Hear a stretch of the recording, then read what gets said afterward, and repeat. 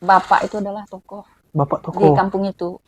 Jadi yang mengajak orang-orang untuk masuk Katolik adalah Bapak. Hmm. Jadi kalau pendeta, Hmm. paroki, segala macam datang, pastor, Hmm. maaf pastor ya, bukan pendeta ya. Hmm. Mampirnya di rumah kita, jadi Oke. singgahnya di rumah kita. Islam itu, saya senangnya gini, tertariknya.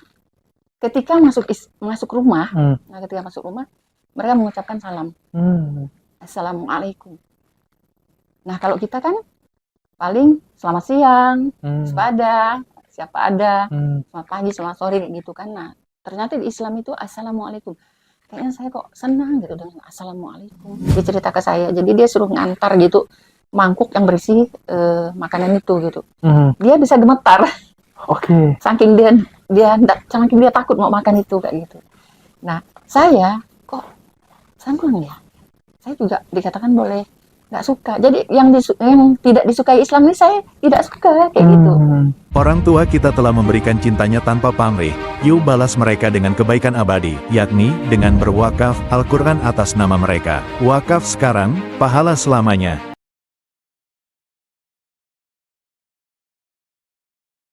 Bismillahirrahmanirrahim. Assalamualaikum warahmatullahi wabarakatuh. Alhamdulillah wa syukurillah wa ala alihi wa sahbihi wa mawalah. Asyhadu an la ilaha illallah wa asyhadu anna Muhammadan abduhu wa rasuluh. Rabbi shrah li sadri wa yassir li amri wa hlul 'uqdatam min lisani yafqahu qawli. Alhamdulillah hari ini kami sedang berada di kota Khatulistiwa lagi, kota Pontianak. Nah, kali ini kita ingin mewawancarai mu'alaf ini dari suku Dayak asli. Nah, perjuangan beliau gimana memeluk Islam, terus belajar Islam, dan hingga hari ini tetap mempertahankan Islam sebagaimana agamanya. Nah, langsung saja kita sapa, yaitu Umi Sri. Assalamualaikum Umi Sri. Waalaikumsalam warahmatullahi wabarakatuh. Gimana kabarnya nih Umi? Alhamdulillah. Baik, sehat. Alhamdulillah. Umi kalau boleh tahu dulu agamanya dari agama apa Umi? Dulu Katolik. Katolik. Iya. Nah. Dulu di Katolik itu Bapak itu adalah tokoh. Bapak tokoh di kampung itu.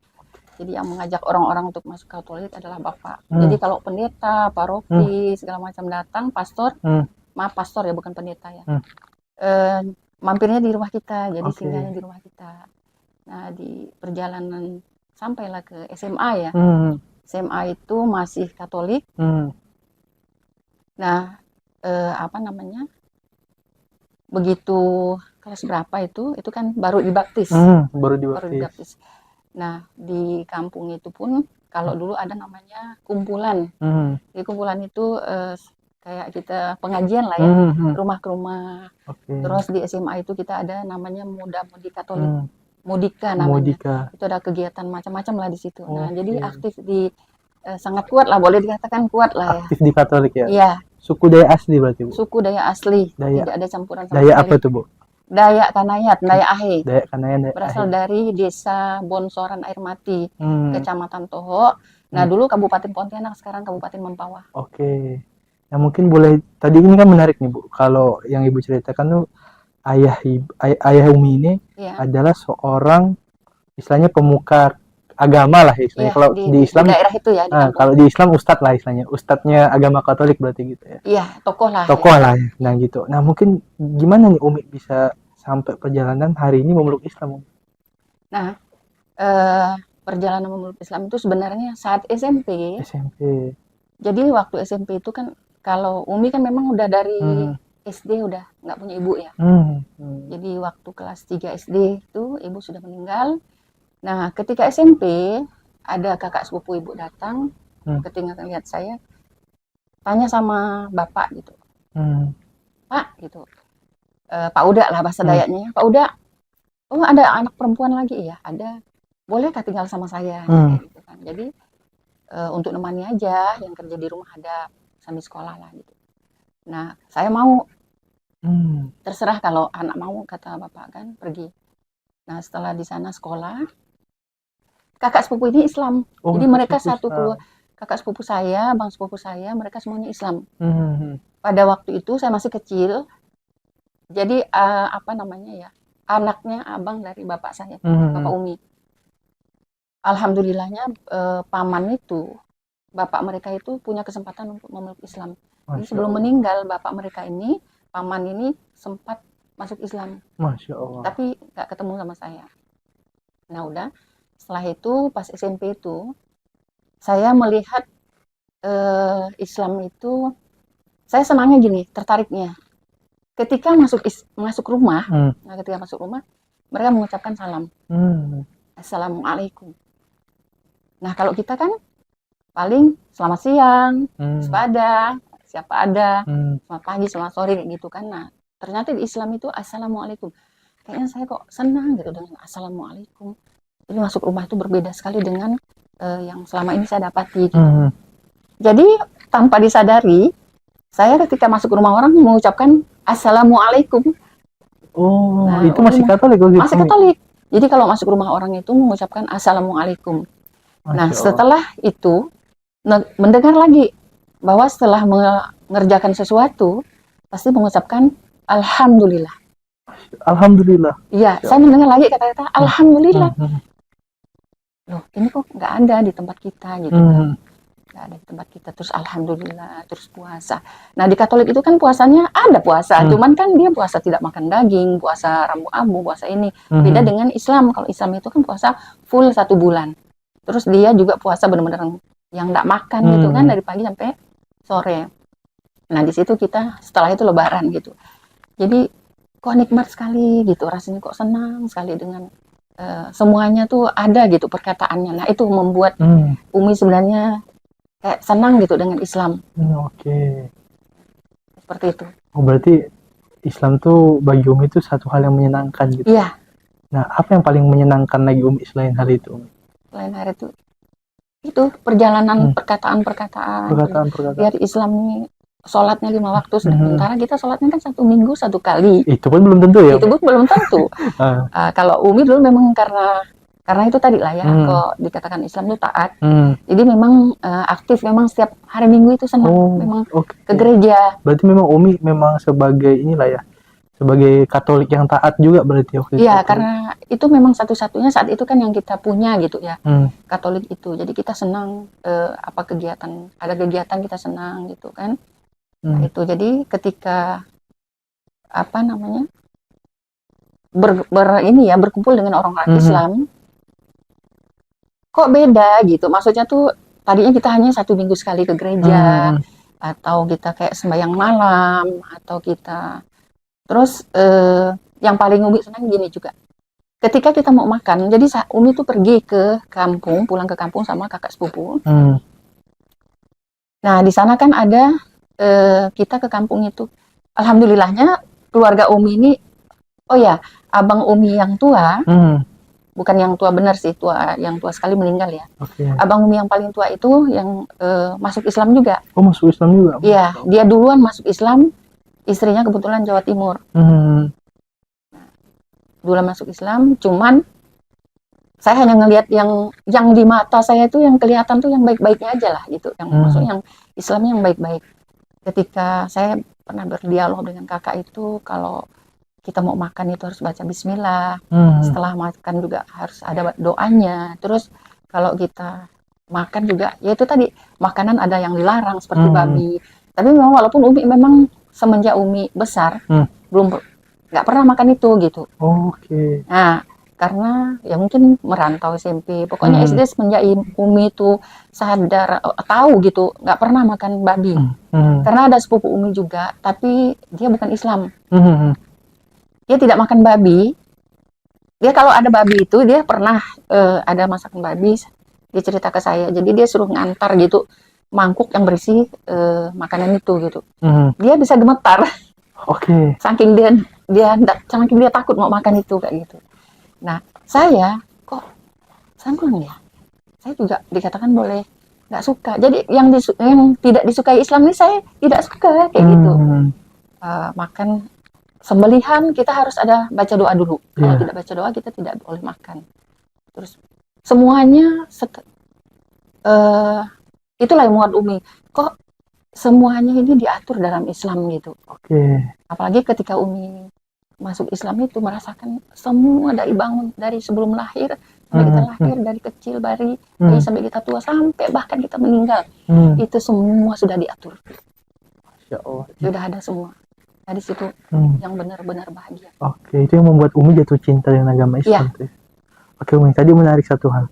Kan Umi cerita kalau misalnya kan tadi ayah Umi itu memang sebagai tokoh agama lah di sana Iya. kan. Nah, itu gimana Umi pandangan Umi dulu terhadap agama Islam? Kan biasanya nih Islam itu kan dipandang seperti radikal, teroris dan segala macamnya. Kalau dari keluarga besar gimana mandang Islam? Nah, karena saya alhamdulillahnya Hmm. bapaknya Umi juga memang bukan orang yang penentang. Hmm. Kebetulan bapak Umi ini orangnya usaha lah ya. Kalau abangnya tadi itu kan polisi.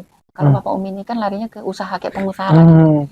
Nah, memang sih turun naik, ada saatnya turun benar-benar jatuh, ada saatnya memang beliau cepat gitu kembali lagi untuk senang gitu.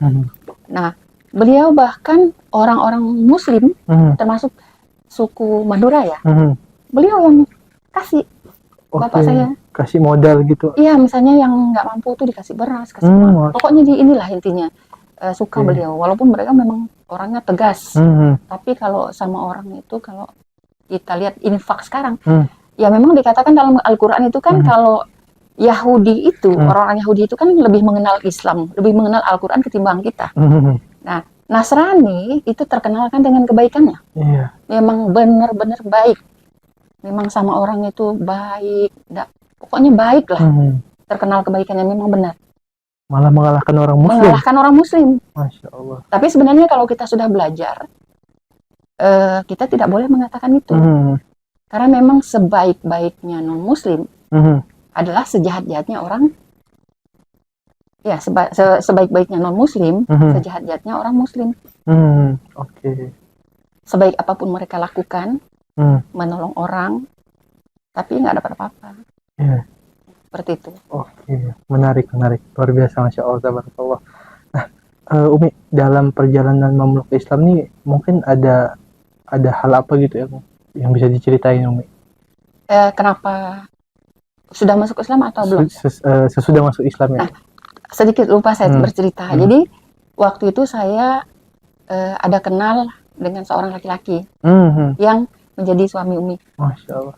Kami 3 bulan perkenalan, Umi mau ke kantor Alas Kusuma, beliau juga ada keperluan di kantor itu gitu. Nah, disitulah berkenalan dengan beliau. 3 bulan kemudian, nah kalau kita orang Dayak kan nggak boleh berdua-duaan, walaupun bukan Islam ya, memang nggak boleh kan di tempat yang gelap, nggak boleh kan orang Dayak kan pasti ditangkap kan. Nah, kalau suami Umi ini bukannya kami berdua-duaan tempat gelap, tapi ketika Umi pulang beliau ikut. Beliau ikut ke kampung. Adalah 1-2 kali ya beliau ikut. Nah, mulai rame nih di kampung nih.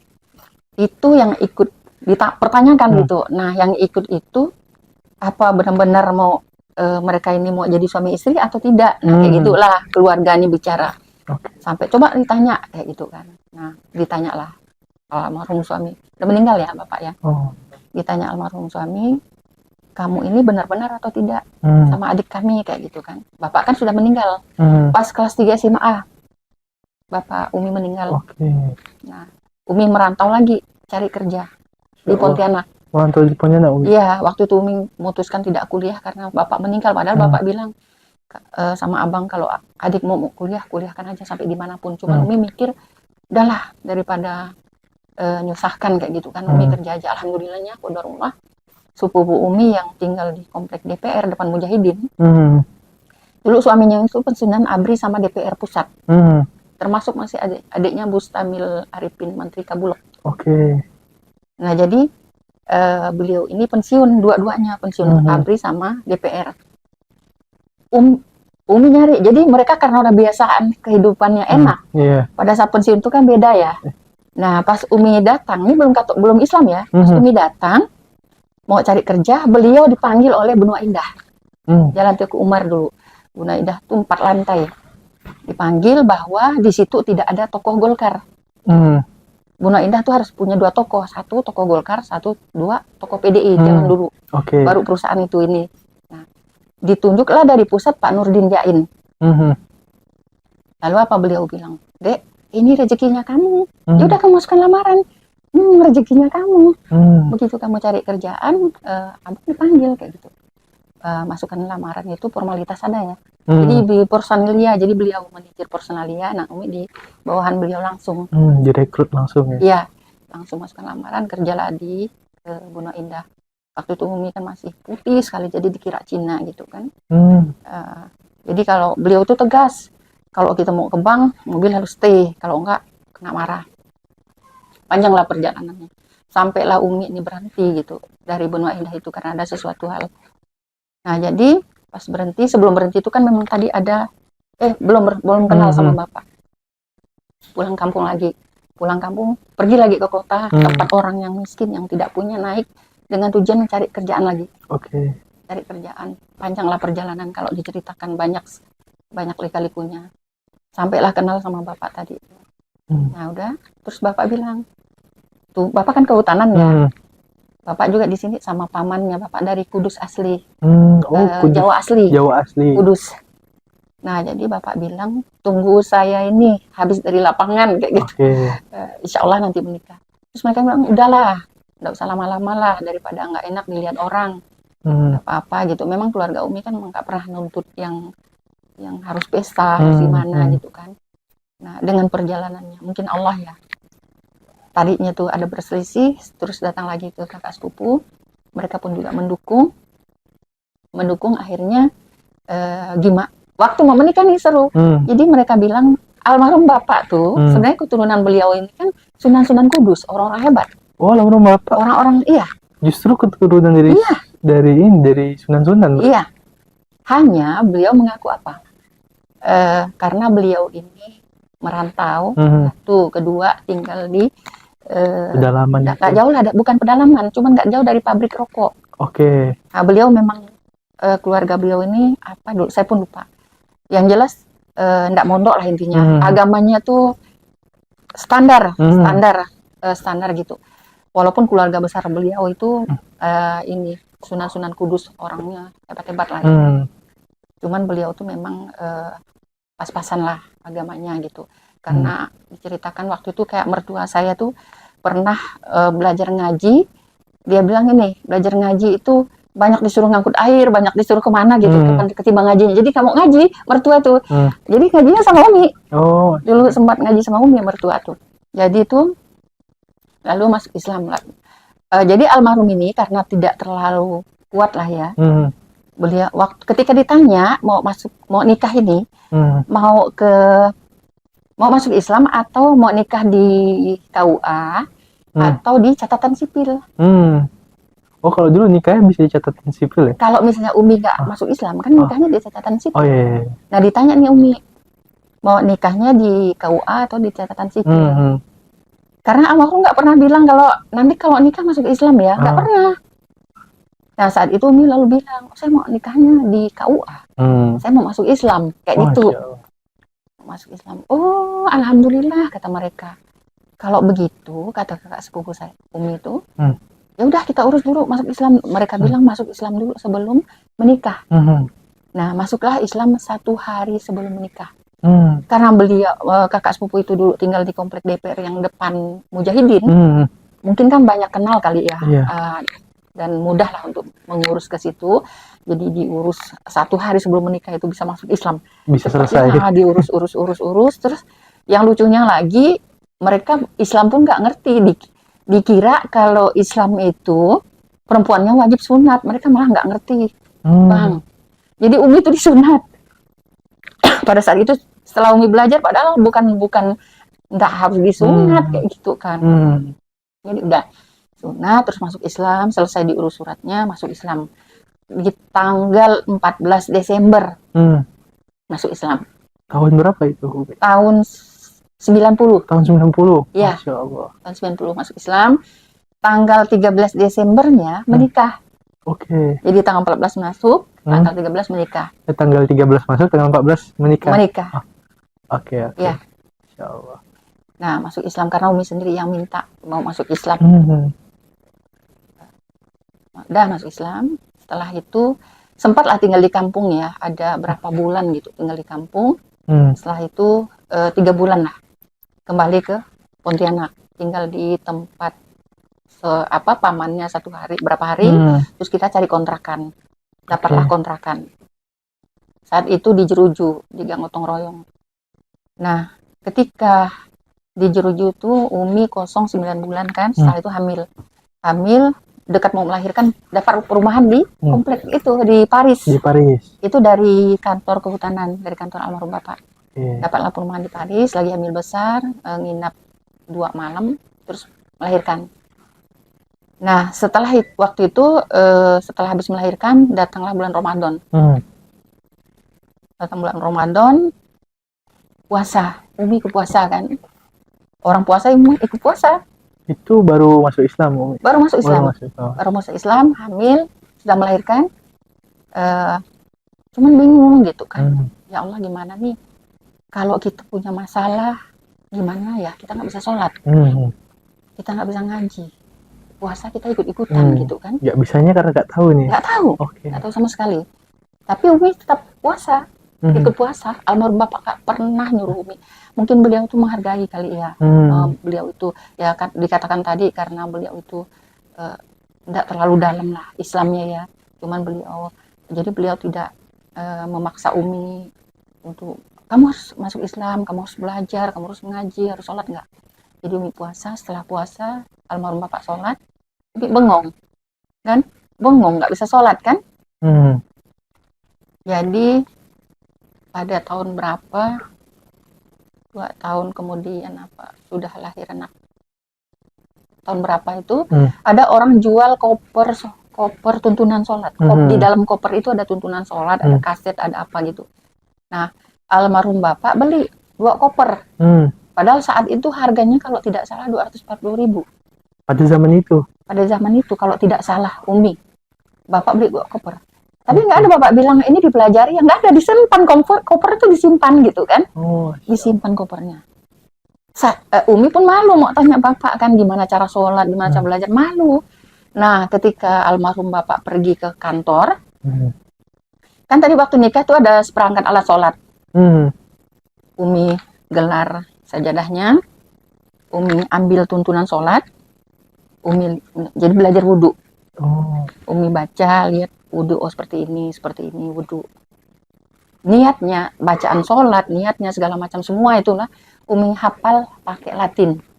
Masya Allah. Nah, karena nggak bisa ngaji kan, jadi Umi hafal Latinnya, Umi hafal. Jadi ketika bapak ke kantor, malu mau nanya, Umi hafal Latinnya, Umi belajar sholat segala macam. Udah. Nah, setelah itu diam-diam nih bapak nggak tahu. Anak kedua, Umi bilang sama almarhum bapak, bolehkah belajar ngaji? Boleh. Almarhum bapak kan, boleh. Ngajilah Umi, Iqra. Ngaji di Iqra. Aduh, pikir Umi ini nggak bakalan bisa lah. Soalnya sulit lah, nggak bakalan lah bisa. Tapi tetap ngaji walaupun dengan malu gitu. Kayak cacing semua ya Umi tulisannya. Ya? Kayak cacing semua ya. Iya, ngaji lagi. 1 minggu 3 kali. Sama Mbak Mini namanya, Masya Allah. Jadi ngaji Iqra. Lama-lama alhamdulillah mudah. Ngaji Iqra itu selesai Iqra lalu ke Quran, selesai juga Quran. Nah, Umi ngapal, udah mulai bisa nih baca, mulai ngapal. Tapi waktu itu ada, jadi Umi itu nggak puas, nggak berhenti di situ. Gimana caranya bisa ngaji beneran nih, bener-bener maksudnya lancar ngaji, lancar. Kok bisa lah gitu. Akhirnya Umi cari, melangkah. Waktu itu, nah zaman dulu tuh ada SCTV menayangkan setiap subuh itu, habis subuh, pagi itu ada namanya siraman kolbu. Siraman kolbu. Dulu tuh mereka nyebutnya siraman kalbu. Padahal kalau kalbu itu kan anjing ya, pakai kaf, harusnya pakai kof. Kolbu tuh berhati, siraman kolbu kan setiap pagi. Nah Umi, TV itu diletakkan di dapur. Ada meja makan, nah ini masak nih. Nanti ketika ada acara itu Umi sambil dengarkan sambil masak.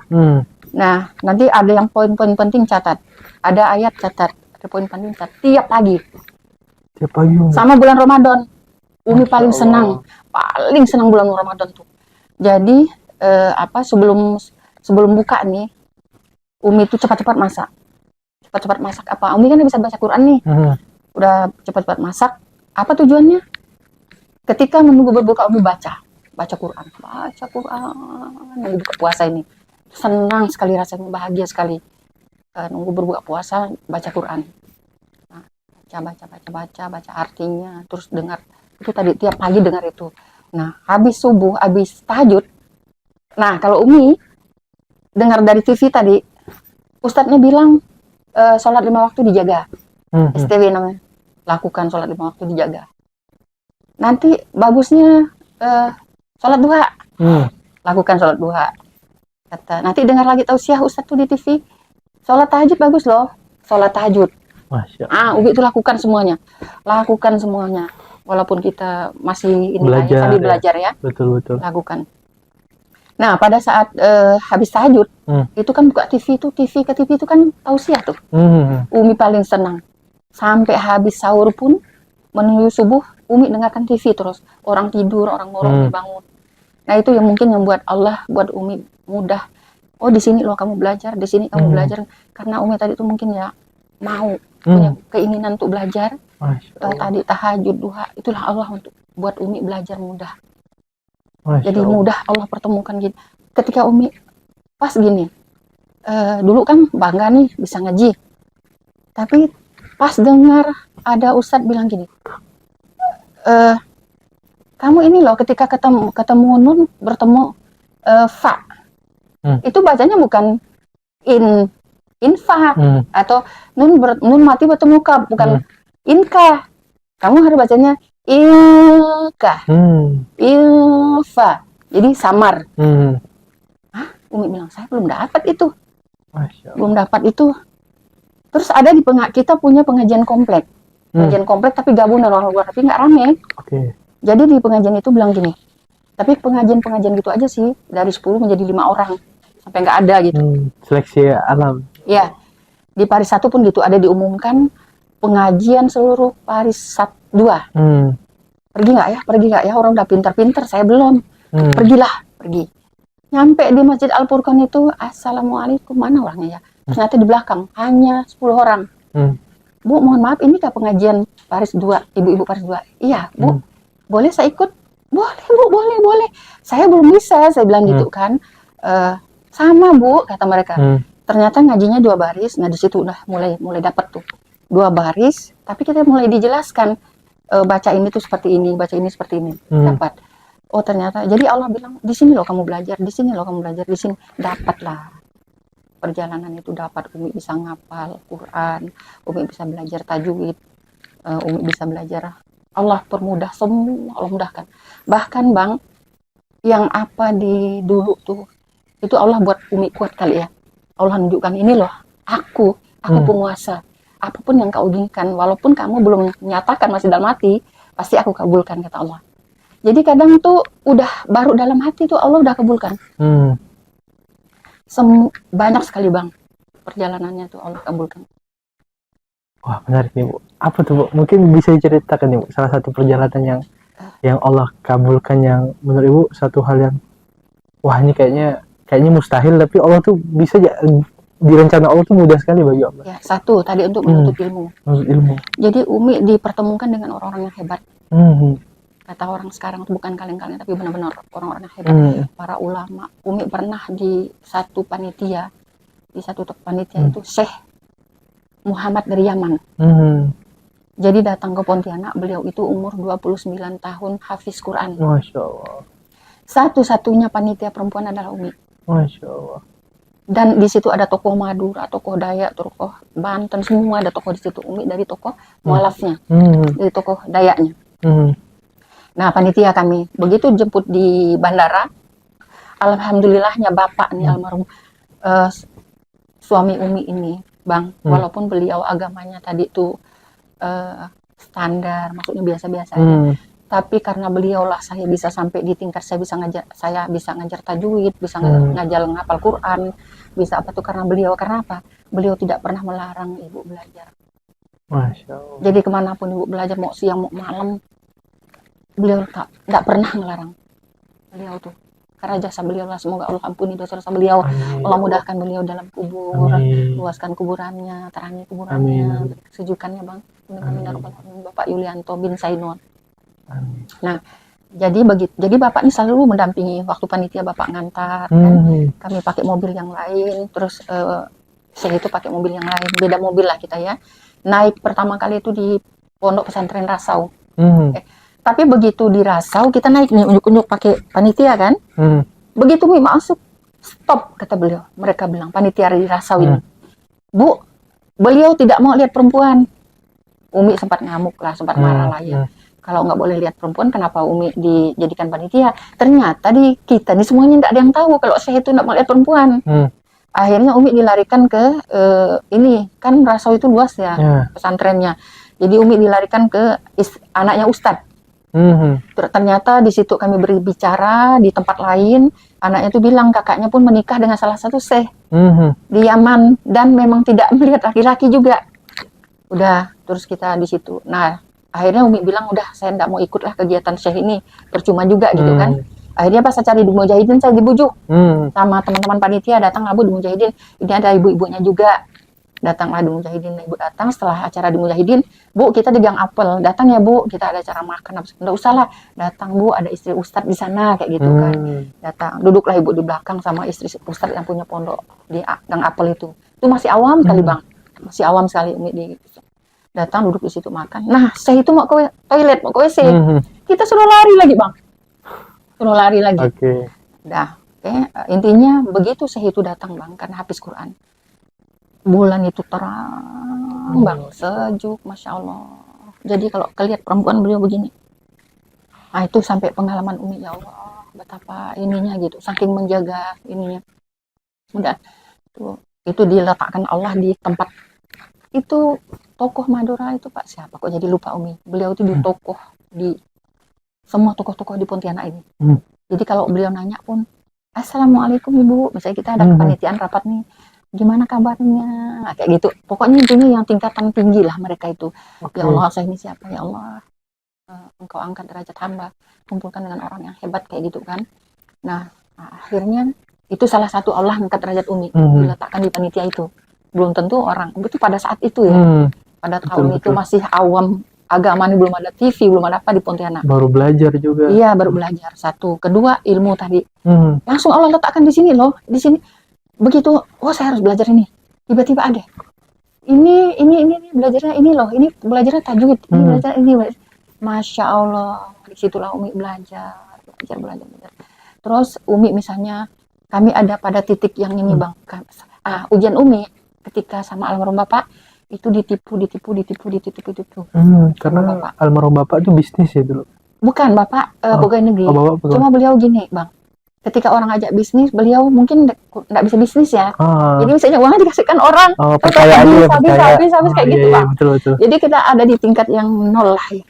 Tapi bukan tingkat nol, memang dari perjalanan kami itu nol lah, karena ditipu orang ya, sampai beliau meninggal. Ya Allah. Jadi Bang, waktu itu gini, Umi ini kan nggak bisa makan kalau nggak ada sayur, masih bisa makan kalau nggak ada lauk. Nah, jadi Umi bilang sama anak-anak tuh maghrib, Mama ini nggak bisa makan kalau nggak ada sayur gitu kan. Iya Kak, kata mereka, ada yang masih kecil-kecil mereka nih kan. Nggak lama Bang, datang motor tetet, kan rumah kami itu kadang kayak di tetangga ya. Udah di tetangga lah, pikir motor itu berhenti kan, gitu di dapur nih. Assalamualaikum katanya kan. Tok kayak di rumah kita gitu kan. Waalaikumsalam, buka pintu. Ibu mau sayur enggak Bu? Yang tinggal sama saya tuh Bu, saya tumpangi, ada Mbah jual sayur, dia nggak butuh tumpangan, saya tumpangi di rumah. Dia bawa sayur tuh banyak, nggak mungkin saya habis. Sayur itu bukan sedikit sayur Bang, banyak Bang. Nah itu luar biasa sekali perjalanannya. Terus Umi pengen apa? Ada. Umi pengen apa? Ada. Sampai Umi tuh pernah kami ngapal Quran. Kami pernah ngapal Quran, dia sama suaminya, Umi, anak Umi yang bungsu, ngasih Mbak nih kan, karena dia waktu itu nggak ikut mondok ngapal Quran tuh karena anaknya masih sekolah, anaknya nggak ada teman gitu. Cuman beliau kok kajian pergi. Anak saya yang tua tuh yang perempuan juga. Ini kan nomor 2 nih. Nah jadi ini sampai pernah gini. Kami pulang naf tuh namanya no sleep after subuh, tidak tidur setelah subuh, ngapal Quran keliling kan, keliling masjid di Pontianak ya. Anak Umi ini kena marah terus yang bungsu kalau nggak bangun diajak terus, tapi dalam hati kadang berdoa gini, ya Allah, dia kadang nurut aja, biarpun cemberut tapi nurut dia kalau diajak ngapal. Pas pergi tuh Bang, hujan lebat Bang, subuh, kita pakai motor, muncul lagi nih gitu semua. Nggak apa, kata Umi, kita turun ya. Pergi kami turun ngapal Quran. Nyampe di tempat, keluar dari tempat kami, ada berapa meter tuh, di depan tuh nggak hujan Bang. Nggak hujan, terang sekali. Setelah nyampe, ya Allah, kasihlah anak hamba hadiah ya Allah. Karena dia agak cemberut nih gitu kan. Ternyata di situ tuh menyenangkan, ada makan, ada pokoknya menyenangkan di tempat itu Bang. Kali kayak gitu. Nah, udah panjang banyak lah perjalanan. Salah satu gini, pas kami mondok, pulang Nas, ada pohon ini, pohon apa? Kelapa. Umi ngomong lah sama, ya Allah banyak ya, buah kelapa itu subur sekali, rindang sekali. Iya Mi, kata mereka kan pergi. Nah kita ada buka puasa sunnah kan, buka puasa bersama gabung tuh semuanya cewek cowok buka puasa, ada anak-anak di tempatnya gabung buka masak bareng-bareng mereka kan. Sekarang kita disupport tuh Bang, support. Padahal Umi nggak kepengen dari kelapa, cuma bilang banyak ya buah kelapa itu kayak gitu aja lah. Sekali di situ pas kita buka, Umi ngambil minum kita makan. Sekali guru kita ini apa namanya, nggak mau, tiba-tiba disediakan 3 minum. Beliau nggak mau minum air kelapa saat itu, dia minum yang lain, ada 3 jenis minuman gitu, minum yang lain. Udahlah kasih Umi aja lah, mungkin Umi mau kali air kelapa tuh katanya kan, punya guru tuh kan, punya guru muda kita. Beliau kali yang mau air kelapa, kasihlah. Nah Bang, saya nggak kepengen air kelapa, tapi malah punya beliau kasih Umi. Umi mau mau lah kata gitu. Padahal sebelumnya mikir itu kelapa, cuman kelapa rindang bagus nih, banyak nih, banyak gitu. Ya Allah. Nggak ada kepengen ya kelapa itu, nggak ada tuh. Terus apa namanya, itu salah satu kemudahan Allah. Apa yang Umi inginkan tuh ada, apa yang Umi inginkan ada. Terus kami di waktu mondok itu Bang, kami satu ini sama anak nih, satu kan ada piket masak sama anak. Mereka sih tidak terima kalau harusnya Umi ini nggak usah ada piketnya, kan orang tua, satu-satunya orang tua kan, semua kan. Dia dibilang seharusnya tuh nggak usah gitu kan, nggak apa-apa lah. Tapi rupanya anak-anak cowok lihat ada Uminya di situ, piket dihapusnya semua. Anak-anak yang cowok, mereka kan di tempat yang cowok tuh, karena mereka yang buat jadwal piket kan, lihat ada nama Umi di situ, mereka buang. Tuh anak-anak cowok, masya Allah. Mereka nggak mau Uminya piket gitu. Tapi yang cewek mungkin masih nggak care lah ya, kecuali anak Umi gitu. Nah, lalu kami pas piket belanja sama anak nih, belanja pagi, habis naftu belanja, masak segala macam, sampailah zuhur, sebelum zuhur selesai. Beromong sama dia, kalau kita giliran piket kayak gini terus, habis setengah hari, kapan ngapalnya kayak gitu kan. Aduh, gini aja lah. Tadinya kan kami ditawari mau dimasakkan, mau ngambil masak catering atau kita masak sendiri. Kan Umi bilang kita masak sendiri aja lah, biar ngirit-ngirit uang lebih kayak gitu hemat kan, juga. lebih hemat. Ternyata Umi bilang udahlah ngomong aja lah, nanti kita nggak usah lah kita masak. Habis nih waktu itu mau ngapal kayak gitu kan. Begitu belum Umi ngomong nih, Bang, kita baru ada kajian malam. Alhamdulillah, kata guru muda kita, alhamdulillah kita nggak catering lagi, kita dapat masakan semua, dia mensupport masakan kita. Masya Allah. Nah, belum ngomong tuh Bang, baru mau ngomong, luar biasa sekali. udah disediakan semua. Jadi kita nggak repot lagi belanja, masak segala macam. Insyaallah, nah itu kemudahan Allah Bang. Sampailah perjalanan kita ngapal, sampailah perjalanan ini. Oh ya, sebelum kita ngapal itu kan Umi memang anak Umi yang bungsu ini Umi paksa ngapal Bang di rumah. Jadi Umi paksa ngapal. Dia nanti habis maghrib tunggu, habis isya tunggu, sampai isya nanti pokoknya tunggu sampai jam 11 malam pun tunggu di tempat tidur bawa Quran Bang. Ayo deh dia masih SMP ke SMA mau SMP gitu kan, SMP kelas 3 lah ya. Ayo deh ngapal tempat tidur jam 11 malam Bang. Sulit nih katanya gitu. Nggak sulit kata Umi, asal bacanya tuh hurufnya jangan ada yang ketinggalan. Nggak boleh satu huruf pun ketinggalan waktu baca Qurannya. Panjang pendeknya betul kata Umi, pasti mudah. Alhamdulillahnya Bang, dia mau akhirnya suka baca Quran. Sampai mondok tadi tuh bisa ngapal sampai 1 hari 9 halaman sampai 10 halaman. Sudah dapat, iya sudah dapat ininya gitu. Beliau pun doa terus nih Bang. Dan salah satu mungkin doa Umi gini, ketika Umi, maka tadi sholat di Masjid Jihad nih. salah satu mengenang. Jadi waktu itu Umi pas mau kerja, dulu Umi sempat bekerja di Bumi Putra. Jadi di Bunga Indah, di organisasi KPAI, bekerja sama semuanya lah Umi ya. Pokoknya di organisasi udah tujuannya tuh membela perempuan apa segala macam, memperjuangkan. Nah waktu itu karena di Bumi Putra nih lihat Umi sibuk, Umi kayak di organisasi kamar dikejar biar jadi agen Bumi Putra, ditolak, dikejar lagi, tolak, kejar lagi. Akhirnya Umi mau tak mau sempat kerja lah ya. Lalu Umi sholat, pas sebelum ini Umi sholat. Ada Umi mau bayar juga bang saat itu, ada yang Umi mau bayar. Jadi sholat di Masjid Jihad, sholat, doa sama Allah, ya Allah, beri kemudahan ya Allah. Turun habis sholat, ada orang manggil, ibu di belakang Umi keluar ngambil motor kan, mau pergi gitu. Ibu noleh, ya, kata Umi bilang, Bu, dia bilang, mau enggak ibu nolong saya? Ngapa? Istri saya masuk rumah sakit Bu, saya enggak punya uang sama sekali, mau makan. Oh ya, kata Umi, benar istrimu masuk rumah sakit, benar, enggak punya uang mau makan. Bang, ibu ini habis sholat, ibu yakin dengan Allah.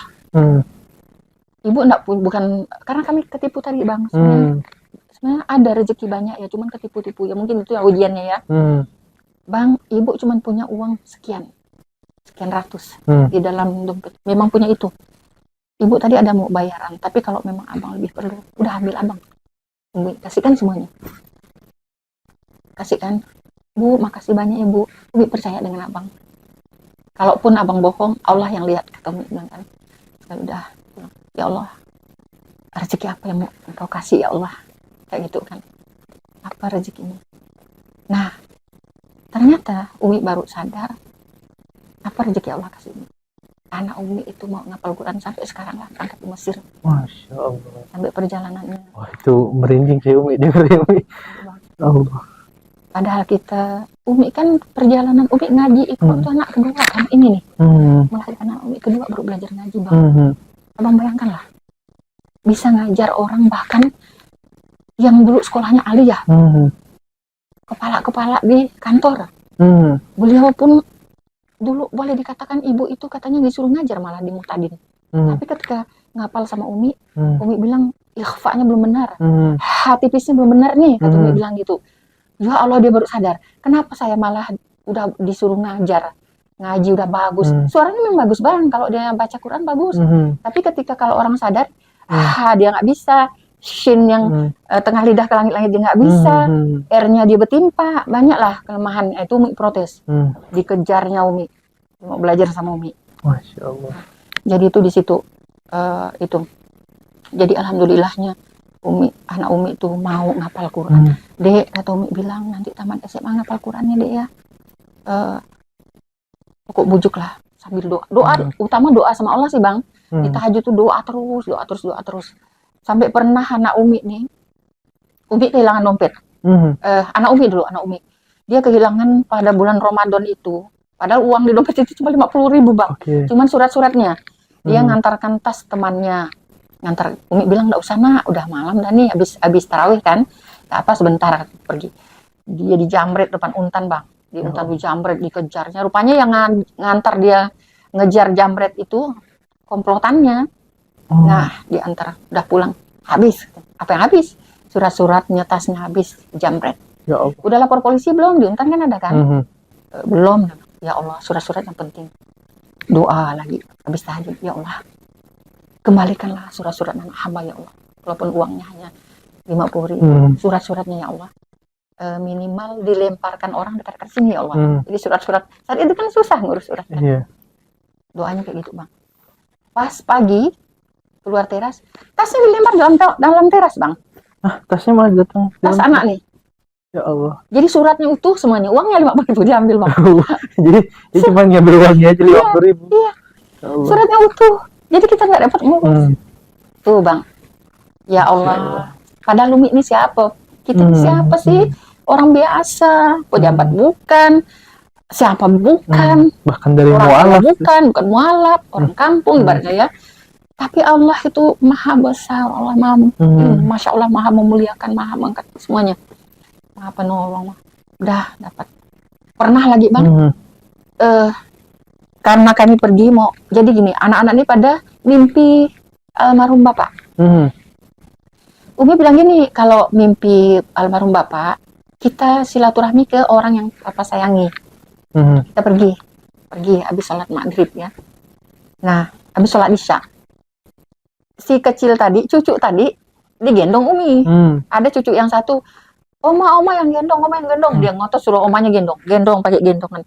Jadi dompet Umi nih masuk dalam gendongan, sambil di motor itu cium cucu, lupa dengan dompet nih kan, jatuh di ujung gang. Ya. Mereka ini sama suaminya tuh, anak saya yang nomor 2 nih sama suaminya di belakang. Sekali dia ngelihat orang tuh ngambil dompet, pikir tuh dia buru-buru balik ngambil dompetnya, pikir dompet dia. Udahlah anak saya enggak apa-apa. Nyampe depan Al-Furqan, Mbak, dompet mama hilang Mbak, kayak gitu kan. Wah, balik lagi kami. Sekali dia bilang, dompet kah? Dia bilang gitu. Iya, udah diambil sama orang. Dia tahu ciri-cirinya, tinggi, motornya segala macam Bang. Dia tahu. Dikejar, dia buka email segala macam kan. Ini orang masuk sini. Ternyata masuk di sebelahnya.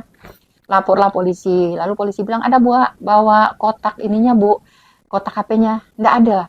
Ya udah, kata polisi bilang, Ibu sabar-sabar aja, besok aja Ibu kembali sini lagi. Bawa kotak HP-nya. Uangnya tuh menurut Ibu ratusan juga Bang. Adalah 300 lebih. Itu untuk ini Bang, untuk buka puasa anak-anak penghafal Quran, buat kue. Ya Allah, udah pulang ke rumah, wudu, sholat 2 rakaat, tidur. Setelah tidur, bangun tahajud. Doanya salah sih Bang. Ya Allah, kalau memang uang dan HP bukan rezeki hamba, kembalikan surat-surat hamba ya Allah. Kayak gitu ya. Kayak gitu doanya salah kan? HP sama uang kalau bukan rezeki, kembalikan surat-surat doanya kan. Nah tadinya kita nih, kembali yang subuh tadi, kembali ke, lupa Umi ceritakan, jadi kembali ke mau ngapal tadi. Saat itu Umi nggak mau ngapal, nunggu orang yang mau kembalikan dompet Umi. Karena dompet yang hilang tadi itu. Iya, karena udah doa sama Allah. Kayak gitu loh Bang, dulu tuh yakin banget gitu, yakin kalau Allah tuh ini akan mengantarkan gitu kan. Jadi kita nggak usah hari ini, kita nggak usah ngapal gitu kan, nunggu orang gitu kan. Sampailah habis sholat, habis zikir, habis apa, belum ada datang orangnya. Ini kan memang kebiasaan habis sholat zikir baca Quran kayak gitu kan. Ya sambil mana ya orangnya, kok nggak datang ya, sambil mau ngambil Quran, duduk di kursi, Assalamualaikum katanya kan. Nah, dia ini terus bapak sebelah, Bu ada tamu ya, saya tahu, silakan Bang. Udah tahu kalau ada orang mau datang gitu kan, silakan Bang, masuk ke rumah. Terus dia bilang ini, Bu mohon maaf, dia sopan dengan padahal tahu dia lah orangnya, karena anak satu cerita ciri-cirinya tinggi, motornya dilepas KB-nya Bang, KB-nya dilepas biar nggak ketahuan. Tadi sebenarnya dia ini tujuannya mau minta lagi uang sama ibu sebenarnya, cuman karena ibu ini ngadunya ke Allah, jadi Allah balikan gitu. Dia ke situ bukan mau ngantar surat-surat sebenarnya, tapi qadarullah Allah perjalankan dia tujuannya walaupun mau minta uang, tapi Allah kasihkan ini kayak gitu. Nah dia masuk, Bu, dia bilang, dia bohong sama ibu. Mohon maaf, tadi habis sholat subuh teman saya nemukan dompet ibu. Terus dia cerita ke saya bilang, ih kamu ini, udahlah, HP, uang kamu ambil nggak masalah, kembalikan tuh surat-suratnya, kayak gitu kan. Saya bilang gitu sama teman saya, padahal dia Bang. Kali bangunkan anak saya yang tua, mau bangunkan adiknya, dia udah mau. Nah, Umi bilang, orang udah ada di depan, jangan ribut. Sekali dia manggil adiknya rupanya kan, adiknya mau marah, jangan marah, kata Umi bilang kan. Udah, dia bilang gini, pas ini Ibu, jadi saya kembalikan surat-surat Ibu. Langsung ibu ini, oh alhamdulillah, padahal mau tahu enggak Bang, kata ibu bilang, di dalam uang yang diambil, ibu buka, oh ternyata surat-suratnya. Udah alhamdulillah, memang doa ibu kayak gini lah, surat-suratnya minta sama Allah. HP sama uangnya diambil orang, ya udah semoga nanti dia bertobat orang itu, kata ibu bilang kan. Padahal Bang, kata ibu bilang, uang itu untuk beli snack untuk buka puasa anak penghafal Quran. Oh, kayak gitu Bang, dia kayak ada rasa takut gitu ya, ada rasa sedih dalam hatian Umi, biarlah dia semoga dia dapat hidayah kayak gitu kan. Nah, udah sampailah dia, nanti ya Bu ya, kalau saya ketemu orangnya saya bilangkan sama orangnya, iya Bang, pulang. Dia ngecek email, dia diceknya Bang, HP Anda tidak lama keluar dari itu. Dia masih sama dia HP itu. Udah lah kan, itu Bang. sampai diantar, yang tadi dibuang di teras, dompet anak nih, mengembalikan surat-surat, tasnya dibuang di teras, terus yang ibu punya diantar dalam rumah, gitu. Masya Allah, luar biasa sekali ya. Maksudnya dalam perjalanan Umi Sri ini mengenal Islam itu kan ada istilahnya perjalanan-perjalanan yang luar biasa nih, Mi. Yang kayak dompet hilang, tiba-tiba bisa datang lagi, dan juga berbagai macam, bahkan sampai anak Umi bisa ngapal Al-Quran, dan hari ini sampai di Mesir tuh Masya Allah, tabarakallah, Umi. Maksudnya Umi yang sebagai seorang mu'alaf gitu kan, mungkin dulunya Umi nggak pernah terpikir ya anak bisa ngapal Quran. Nggak pernah, jangankan anak bisa ngapal Quran. Umi ketika belajar Iqra itu udah bilang sulit nggak bakalan bisa lah. Itu Umi sendiri aja. Umi sendiri yang menganggap, karena mau nyebutnya tuh sulit. Nyebut walaupun yang mengajarkan itu hanya a, ba, ta, sa gitu, bukan yang makhrijul huruf. Yang seperti Umi pelajari sekarang, setelah belajar ternyata lebih sulit lagi nyebut makhrijul huruf. Alhamdulillah Umi ngajar itu kan tahsin kan. Nah, jadi itu sampailah kayak gitu Umi ngajarnya. Nah, ada lagi yang menarik juga, Bang. Jadi saat mondok, alhamdulillah itulah tadi kita waktu kita infakkan habis di Masjid Jihad, akhirnya Allah buat anak Umi mau ngapal Quran kan, itu karena Allah. Hadiah apa yang Allah mau berikan gitu. Ternyata itu uang yang kita punya habis dikasihkan. Kita kasihkan abang itu tadi. Itu, Bang. Nah, terus sampailah almarhum tuh bilang gini, "Nak, kamu ngapal Quran dulu ya," Umi bilang. Almarhum rupanya waktu di rumah sakit bilang gini sama anaknya, "Nak, kamu ikut mama ya, ngapal Quran dulu, jangan kuliah dulu, tamat SMA. Nanti kalau udah selesai ngapal Quran, nanti bapak belikan motor, papa belikan motor," katanya. Barulah kuliah, kayak gitu bahasa almarhum sebelum meninggal. Beliau masuk rumah sakit. Jadi beliau cerita.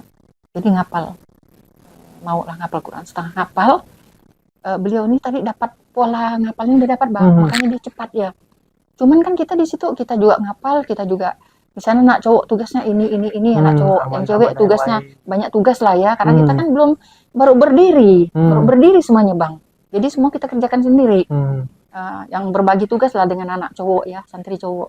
Nah, akhirnya dia bilang gini, dia sempat kesal tuh anak cowok tuh, Bang. Dia udah ngapal banyak-banyak, ketika mau setor dia disuruh pergi. Nah, ketika di setor udah nggak ada yang terima setoran kan, gantian tuh terima setoran tuh gantian. Misalnya abang nyetor, nanti abang terima kayak gitu. Gantian. Udah nggak ada, kesal. Udahlah, nggak usah ngapal Quran lah kalau gitu. Udah banyak ngapal Quran, nggak setor kayak gitu. Pas ngapal lagi di masjid, ketemu kita, ketemu sama anak. Lalu saya bilang sama anak, dia cerita, Nang, kadang manggil dia Nang, kadang Adek, kadang apa anak tuh. Nah, ngapal Quran itu kan Allah udah bilang, coba kamu buka Al-Baqarah 177. 1177. Allah bilang apa? Kita bukan hanya maksudnya kebajikan itu bukan hanya menghafal Quran, baca Quran, sholat atau apa.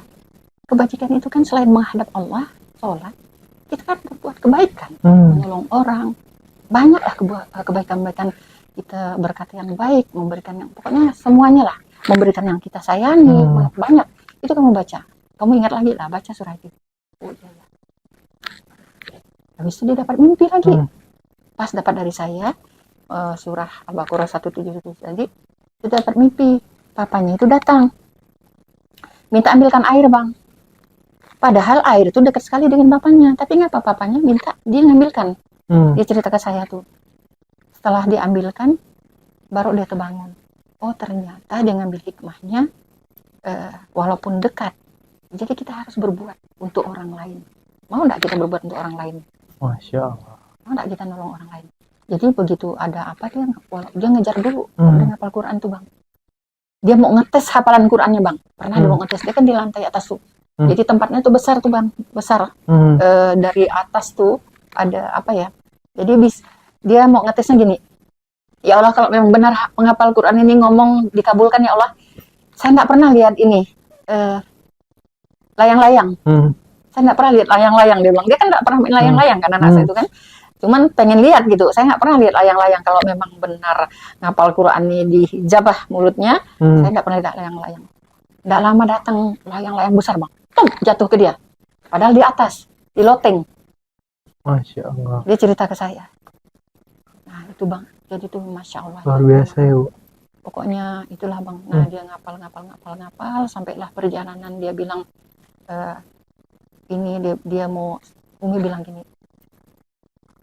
Mah, dia bilang, kita pergi keluar ya. Kita mau belajar bahasa Arab, kita mau nambah ilmu di luar. Dia kan menerima setoran santri cowok, Umi santri cewek. Nah, berbatasan hijab aja kan. Suara dia kedengaran, suami kedengaran, jadi enak. Oh, anak saya di situ kayak gitu kan. Jadi si yang Mbak ini kadang mengerjakan yang lain. Udah kan, oh silahkan kalau ada rezeki sedikit nanti kamu pergi ya nak ya. Ya, pas dapat rezeki sedikit dia berangkatlah ke Pare itu Bang, belajar bahasa Arab. Belajar. Alhamdulillah belajar nahwu sorob segala macam. Dia tanya ustadznya, Allah pertemukan, doa kita ini selalu doa Bang. Allah pertemukan apa Bang di sana? Pertemukan dengan yang ngajar Al-Azhar, ustadz yang ngajar Al-Azhar bahasa Arabnya. Apa ustadz itu bilang? Dia tidak mau ngajar di situ, dia mau ngajar privat aja. Dia cari tempat penginapan. Lalu anak tuh bilang, ada tempat saya ustadz, ada satu kamar. Dia langsung talaki, dia langsung belajar sama ustadz itu. Dia tanya-tanya, gimana kalau kita belajar bahasa Arab ustadz? Dia bilang sama anak saya, kalau belajar bahasa Arab itu mudah, 3 huruf aja. Tapi kalau kamu bisa bahasa Arab, belum tentu bisa baca kitab. Kalau kamu belajar nahwu sorob segala macam, kamu bisa bahasa Arab, kamu bisa baca kitab. Dia belajar lah. Setelah itu udah belajar, dapat 6 bulan, dia bilang saya, Mah carikan kita sekolah yang ada pendidikan agama, hafalannya, habis tajwidnya, hadisnya segala macam. Di mana? Terserah Mama. Oh, ya udah. Nggak pengen ke Mesir kah? Pengen sih, tapi nanti lah S2 kata dia. Ya Allah, doa lagi sama Allah. Bang Habibi, Ustaz Habibi. Vito pengen ke Mesir tapi mau S2. Jangan nih katanya. Kalau dia mau sekarang aja kata. Oke, Dek, sekarang aja Dek. Nantilah sekali dia dapat aja Allah. Doa lagi sama Allah. Ya Allah, pengen anak saya ke Mesir ya Allah. Doa, enggak lama di WA, kita mau ke Turki. Oh ya udah, alhamdulillah lah ke Turki ya. Rupanya dipelajari Turki itu apa? Oh kayaknya cuma setahun lah, kayaknya cuma kayak belajar gitu. Tak jadilah kita ke Turki, kita mau ke Mesir. Ya Allah, doa lah. Padahal kita tahu dari mana lah Bang. Kita mau berangkat gitu ya. Ya alhamdulillah berangkatlah Bang di sana. Ya belajar di sana. Alhamdulillahnya perjalanan Umi ngajar tahsin lah, Umi keluar dari pondok. Umi tadinya karena autoimun, alhamdulillah dipanggil ngajar tahsin.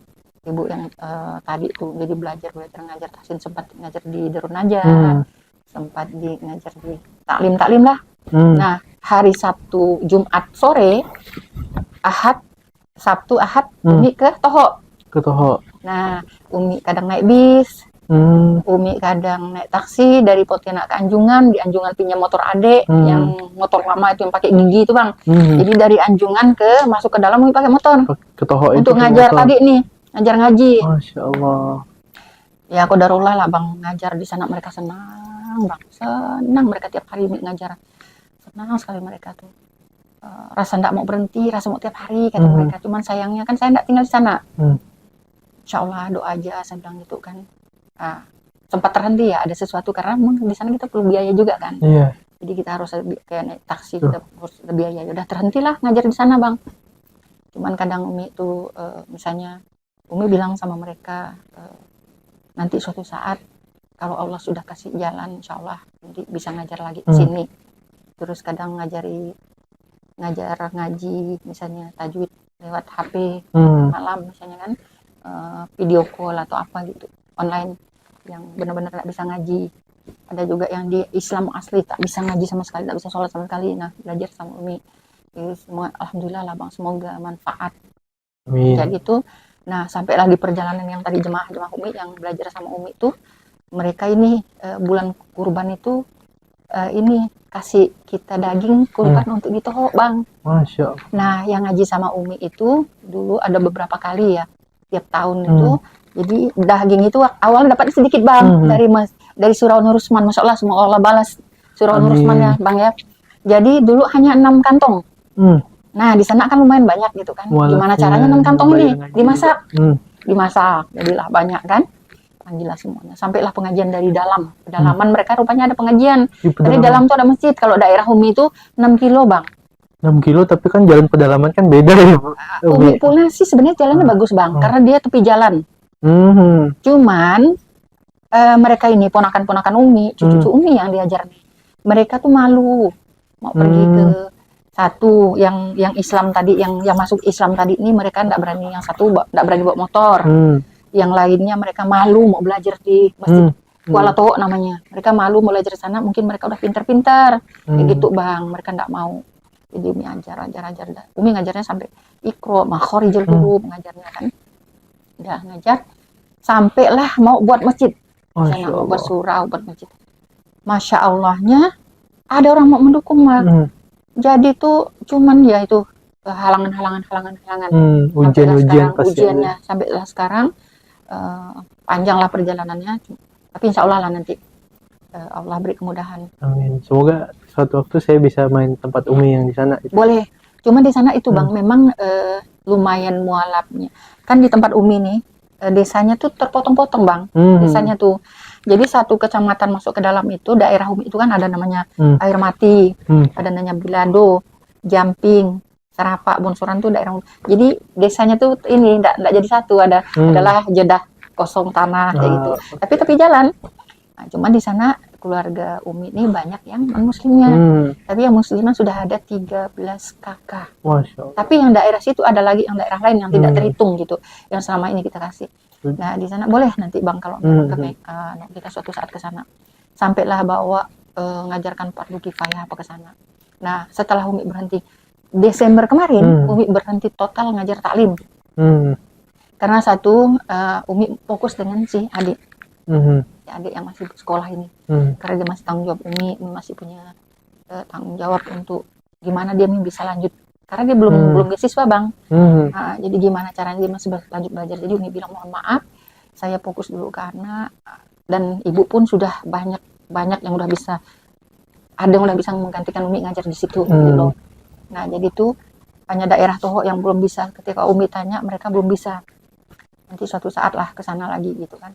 Nah, jadi Umi berhenti Desember itu hanya ngajar-ngajar online yang misalnya yang mau belajar, teleponan lah sama Umi kayak gitu kan.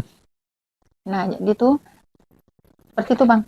Berhenti ngajar taklim Desember kemarin. Hanya cuman Umi senang sih sebenarnya. Kan orang bilang gini, Bang. Makanya ibu-ibu muslim asli, kakak-kakak, abang-abang muslim asli maupun yang baru masuk ilmu, Umi selalu bilang gini. Yang muslim asli, mereka bilang gini sama Umi, ya Allah kami yang mualaf, ya Allah nggak bisa mulut ini. Misalnya kita ngajarkan gini, ha itu tengah lidah, tengah tenggorokan misalnya gitu, ha tengah tenggorokan, bukan ha tebal itu pangkal katanya. Susah nih, susah kayak gitu. Kami yang susah nih belajar, tidak ada yang susah, Umi bilang. Allah bilang di surah Al-Qamar itu 4 kali. Allah bilang mudah. Walaqad yassarnal Qur'an. Iya. Jadi mereka pokoknya misalnya motivasi mereka gini. Satu, ibu-ibu yang muslim asli Bang, mereka muslim asli, ibu-ibu maupun anak-anak. Umi selalu bilang gini. Tidak ada yang sulit bagi Allah. Hanya kosongkan, niatkan kita belajar karena Allah. Betul-betul belajar. Tidak perlu banyak guru, tidak perlu banyak pengajian. Pengajian satu aja. Yang penting kita benar-benar belajar. Bukan kita yang hebat. Kayak saya, apa yang hebat saya? Nggak ada kehebatan. Saya non-muslim awalnya. Katolik, nggak ngerti sama sekali. Kenapa saya bisa? Allah. Nah, kalau ibu-ibu sudah benar-benar belajar, hilangkan niat yang buruk, pikiran yang buruk, belajar benar-benar niat karena Allah. Belajar ke sini niat karena Allah. Nah, pasti Allah yang buat mudah. Kami bilang Allah yang mudahkan, Allah yang buat kita pintar, bukan kita sendiri. Ketika kita mau ikhtiar belajar, Allah yang buat kita pintar. Tidak ada yang pintar di dunia ini kecuali Allah. Masya Allah. Nah itu mereka yang senang tuh Bang, kayak gitu Bang. Jadi Umi bilang malu Mi, malu. Tidak ada yang malu kalau mau pelajari agama Allah. Umi bilang kalau malu takut itu hanya sama Allah. Kalau sama manusia nggak usah malu. Mereka mau ngejek, mau apa, mereka yang dosa, mereka yang rugi. Kata Umi bilang, karena apa Umi bilang? Kalau kita belajar tajwid, satu kampung ini, satu komplek ini tidak ada yang belajar, semua nanggung dosanya. Karena itu hukumnya fardu kifayah. Betul. Tapi kalau di dalam komplek ini sudah ada yang belajar, tidak lagi kita menanggung dosanya. Tinggal kita ngajar, kalau kita sudah mau ngajak orang tidak mau belajar, nah kita pun udah lepas. Tapi kita ajak dulu. Betul. Kalau orang juga tidak mau belajar, kita lepas. Yang Allah benci udah tidak bisa, tidak mau belajar. Wah, itu repot tuh Umi. Nah, Umi bilang gitu, itu yang Allah benci. Tapi kalau kita belajar, Allah paling senang. Itu Umi selalu motivasi orang kayak gitu. Saya aja bisa, kenapa ibu-ibu nggak bisa? Siapa saya? Saya bukan siapa-siapa. Umi bilang gitu, pasti bisa Bu. Insya Allah, nanti ibu akan merasakan gini. Karena saya juga di fase itu. Ya Allah, payah belajar ngaji susah, ngapal Quran susah. Tapi karena kita ikhtiar, kita lupa dengan kata-kata kita tidak bisa tadi. Tiba-tiba Allah lupa, tiba-tiba kok bisa ya? Kok bisa ya? Kok bertemannya dengan orang-orang yang hebat? Kok Allah pertemukan dengan ini? Itu Allah. Masya Allah, luar biasa. Karena Umi itu bilang kalau yang mualaf, Bu, hebat, Bu, pengen. Ayo, Umi bilang. Justru saya malah siapkan ke orang-orang yang tidak pandai sama sekali. Oke, yang udah pandai saya tinggalkan. Yang tidak pandai sama sekali, ayo. Sampai ada di Kuala Toho tuh anak angkat abang, ketemu waktu Lebaran, Idul Fitri. Alah Bu, saya pengen, dulu saya pengen jadi ustadz. Dia mualaf juga. Mualaf juga, dia dapat di Bandung, dia sekolah di Bandung. Kan mualaf, dapat orang Bandung ya. Dia mualaf. Jadi dulu saya belajar pulang ke sini. Ini saya minta ajari. Dulu saya sampai Iqra Bu. Iqra 5 dia bilang. Akhirnya saya pulang ke sini. Dia ada masjid balas itu. Saya pulang ke sini, saya minta ajari sama bapak itu. Bapak itu bilang apa? Nggak sempat. Bang, telepon ibu, saya bilang. Ibu mau ngajari abang. Abang bisa jadi imam. Bacaan abang insya Allah bisa bagus. Abang benar-benar. Masya Allah, luar biasa sekali. Pemirsa Wakaf TV sekalian ya. Tadi itulah kisah perjalanan mu'alaf dari Umi Sri ya. Maksudnya perjalanannya dari awalnya betul-betul